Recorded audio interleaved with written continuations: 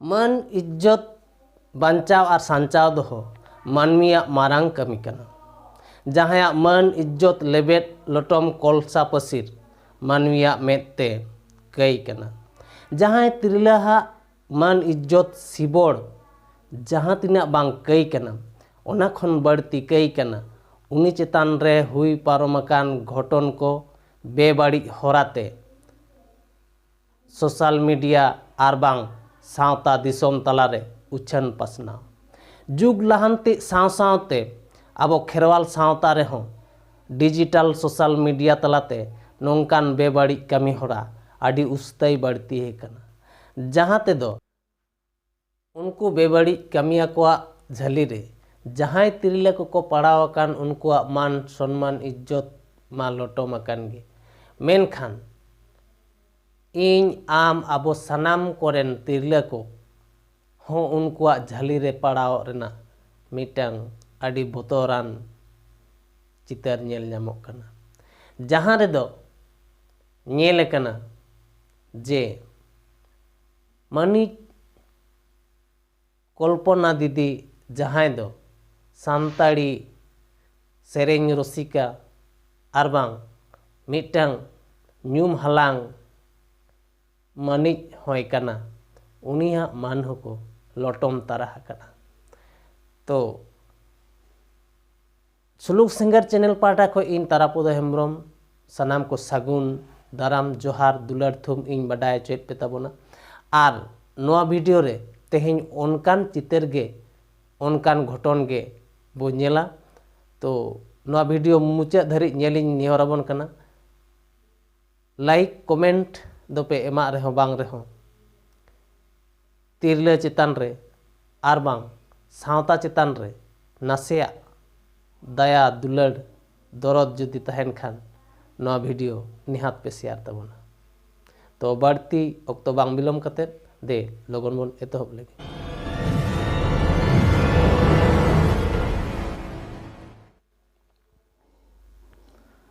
पहिलो रेगिं लैया तेहें नोआ वीडियो तैयार ना उहर बांग तहे कान तिया। मेनखान सोशल मीडिया रे से यूट्यूब रे नोंकान मिटांग वीडियो नेल कते तेहें नोआ वीडियो बनाव तिंग बढ़े मेन दो सोशल मीडिया से यूट्यूब फेसबुक व्हाट्सएप नोआ को सोशल मीडिया नित आबोआ दिसोम रे आर बांग सावता रे नोआ डिजिटल जुग रे नोंका लेका ठावे हामेट का जे नोआ को बेगर मी जंगा ताड़ाम हो जानी बांग गानो लेका गे अटकारोग कना। मेनमा नोआ यूट्यूब से व्हाट्सएप फेसबुक एमान तलाते आदि आयमा नपाय नपाय खबर को हो बाडाय ᱧᱟᱢᱚᱜᱼᱟ आर दिसोम रेना नाना हुनर बुगी बड़ी कथा को हो बाडाय ᱧᱟᱢᱚᱜᱼᱟ। ओना इकाते मी बेड़ा बांग मी बेड़ा नोआ यूट्यूब फेसबुक व्हाट्सएप करे मेट सनाम को को दोहयेद गया। एमन चे इंटरटेनमेंट मेन दो रस्का रमोज लगिद हो मी घड़ी यूट्यूब बो नेलेद गया। मेन दो हुडिंग माई बाबू तेखो ठेक खoj एहब कतेद हापड़ाम को धाबिज नित नोआ डिजिटल जुग रे यूट्यूब दो नेलेद गया। आर उनका लेका दो यूट्यूब अरे आदि आयमा नापाय नापाय जिनिस हो ᱧᱟᱢᱚᱜ गया जहाँ दो सिखनात पठुआ को लगिद हो आदि आयमा गाइडलाइन ᱧᱟᱢᱚᱜᱼᱟ। आर जहाँ प्रोफेशनली उनका जहाना कामी को कमी कान तबो उनको हो आदि लेकान सेचेत रेना होरा आर बा नोंडे सिखनात रेया जिनिस को ᱧᱟᱢᱚᱜᱼᱟ।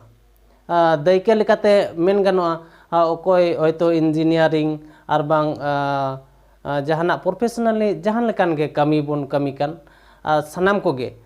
नोआ यूट्यूब ना गाइडलाइन ᱧᱟᱢᱚᱜᱼᱟ। ऑफिशियल आदि लेकान गाइडलाइन ᱧᱟᱢᱚᱜᱼᱟ। ओनाते सनाम को गे को डिपेंडेड कना यूट्यूब रे। तो नोआ यूट्यूब चैनल ओनाते नित आदि ᱧᱩᱢᱟᱱᱟ ठाव रे दाव ए हमेट का। मेनखान जहां को नोआ यूट्यूब चैनल को चलावेआ तो उनको आकवा talent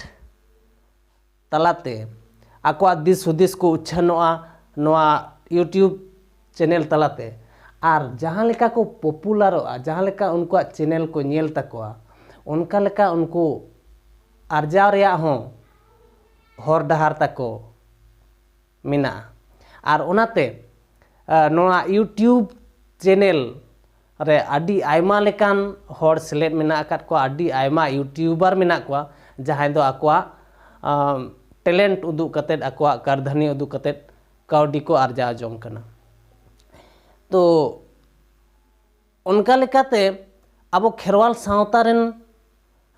se abo kherwal sawta rena se santari te YouTube channel adi aima ge nyeloa menkhan onkan dis hudis nyamo onkan akil gyan nyamo onkan channel kodo adi lekha gut ge mena akana barti koi do mena akada entertainment mendo raska romoj lagi channel ado sanam channel ge lakti kana to raska romoj ho napai katha kan gya ar nuka dis hudis channel ho lakti mena ado judi ona ko channel se onka lekan talent bang tahena se onkan channel korana dare se akil gyan bang tahena ona mente badi horate YouTube channel chala do jani khan bang juta katha kan gya to midbar abo kherwal sawta re nongkan YouTuber ko nyel kana jahay ko YouTube channel nyel kated adi bes bang bujhau kante noa katha teheng ror ting bodheina katha to huyuk kana nongkan midbar channel jahay kodo nyel huyuk kana je jahay bang tahay ko phone kated judi tirla ko phone kana ende khan unku sala nana hunar ko ropor kana badi so seni ror ko ar ona ko recording ya ar recording kated ona YouTube video binaw kated social media ko arak ka kana ar ona re nana hunar tirla ko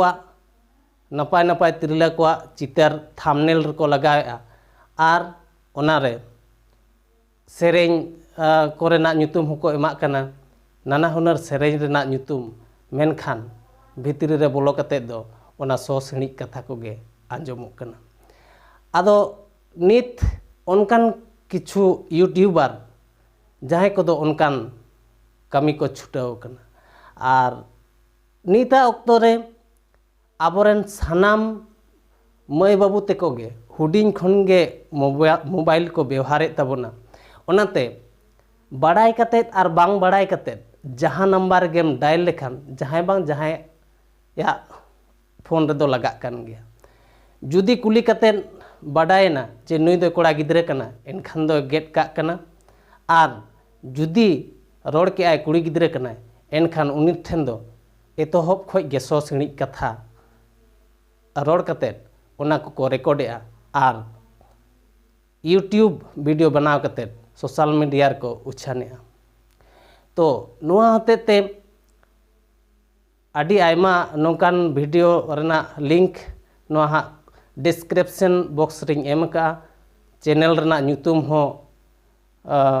mena ona ko ho ona nyel katet ape pe nyel darea badai darea ape oka leka kami hora chalak kana to nit ma abo sanam ko then ge mobile tahen kana ado okoy thek ko phona ona do nita gota do banu akada phone lekhan ge ado uni jahan leka kate ge so seni katha ror lekhan jahanak bang jahanak ror gya ado ona katha ge recording kate YouTube channel talate uchanok kana ado nongka चितर हो nail कना से नौकान thumbnail को हो nail कना जहां रे दो आबोरे जहां को ट्रेडिशनल सिंगर और बांग मॉडर्न सिंगर जहां को सेरेंग सिंगर को मेना को रुसिका को मेना को उनकुआ चितर नेल कते थंबनेल रे को लगावेदा और ओना थंबनेल नेल कते जहां को ओना सेरेंग अंजम सना को मेनते को क्लिक लेखान गे आदो ओना सो सिणिज कथा कोगे आंजम हिजुग कना जहां दो ओड़ा तलारे सांगे होड़ तलारे जहां जुदी ओना चैनल से ओना वीडियो को आंधाते दो बांग नेल कते गे को क्लिक लेखान आदि बेबाड़ी आना घटन गे घटा कना जेलेका उनी दो आस लेन तहे चे कल्पना दीदिया ओका सेरेंग को आंजमा मेनते उनिया चितर रे क्लिक के आय मेनखान आंजमेना एटा आरहो उनका आयमा कोआ चितर लगाव मेना नेल ताबोना पे नोंडे डिस्क्रिप्शन रे ओना ना लिंक मेना आदो होय जे नोंकान कमी बड़ी होराते यूट्यूब चैनल को चलाएआ उनको कोठे इन्या मिटांग अरदास तहेना जुदी आपे उनकान बड़ी कमी के पे कमिया एंडेखान उनकान एतहब रेगे चितर एमा दरकार जे नोआ दो बड़ी गया कारण बुगी बड़ी दो नेलते हो बुझा लगती कना तो ओंडे चेतान रे दो बुगी पे मा भितर दो बड़ी पे दोया ओना दो जे कोनो समय बड़ी जागे हुआ आर नोंकान कमी कोदो अब खेरवाल सावता रे दो बांग हुयु लगती कना चेदा से नित धारी अब दो सिखनत ते उनाटा दो आरी बन लहा जहां ते दो ओका बुगी ओका बड़ी लगन ते बचाव रेना दाड़े बानु अनि ओनाते ओनकान बेबाड़ी कमी जहां पे कमी तबना दया कते नोंकान कमी बन तबन पे आर जुदी बापे बंदा एंडेखान जहां बंद रेना उपाय मेना आकादा नोआ वीडियो आपे सनाम को शेयरिंग मेतापे कन तबना जहां ते दो जहां तिरला को वा चितर उनका थंबनेल रे को यूज कदा व्यवहार कदा तो ओना चितर को उनको होड़ को ठेन से ओना वीडियो उनको होड़ को ठेन सेनोमा जहांते उनको साइबर क्राइम कते उनको बेबाड़ी कमिया को सासेत आर बांग जेल हाजत रेको भेजा कुमा नोंकान व्यवस्था अब हताव लगती कना तो साइबर क्राइम रे अपील लगिन नोंडे लिंक मेना जहां गावता आर बांग सावता सुसरिया को इन अरदास अबोना जे साइबर क्राइम रे उनकुआ ᱧᱩᱛᱩᱢ रे अपील हुयुग मा आर उनकुआ विरोध रे केस एम लगती कना जेलेका तेहें अबरे ᱧᱩᱢ हलांग मानी कल्पना दीदी या चितर हो ओंडे मेना आकदा मानी कल्पना दीदी हो नोआ वीडियो सेटेराय निहात लगती कना जे उनी ᱧᱩᱛᱩᱢ ते से उनिया चितर व्यवहार कते नोंका बेबाड़ी कमी चेदा चला कना तो इन डिस्क्रिप्शन बॉक्स रे साइबर क्राइम रे अपीलो रे जहां ई पोर्टल लिंक मेना ओना लिंक हों एम कदा आर जहां वीडियो को से जहां यूट्यूबर को उनका बेबाड़ी कमी होरा को कमिया उनका लिंक हो नोंडे डिस्क्रिप्शन बॉक्स रे लिंक मेना ओना को नेल बड़ा कते बुझाव रेना बन रिकायमा जे ओका लेकान बेबाड़ी कमी होरा एतहब कना आर नोआ रना बेस आर बाड़ी तिना गान अब सावता तलारे orसोंग कना नोआ को पे उहियार भावना तबना तो मुचाद रे सनाम को गिन जोहार आर दुलार थुम इन चालापे कना नोआ वीडियो लाइक डिसलाइक एमा आपे बापे एमा कमेंट आपे बापे कमेंटा मारंग कथा दो बांग कना आबवा सावता आर आबोरेन तिरले को उनकुआ मान इज्जत सामटाव दोहो लगी आर आबवा खेरवाल सावता रिलामाला दोहो लगी से सावता चितान नासे गरज दुलर तहन खान नोआ वीडियो निहात ᱵᱚᱱ ᱥᱮᱭᱟᱨ ᱢᱟ। ᱛᱚ ᱢᱩᱪᱟᱹᱫ ᱨᱮ ᱥᱟᱱᱟᱢ ᱠᱚᱜᱮ ᱡᱚᱦᱟᱨ।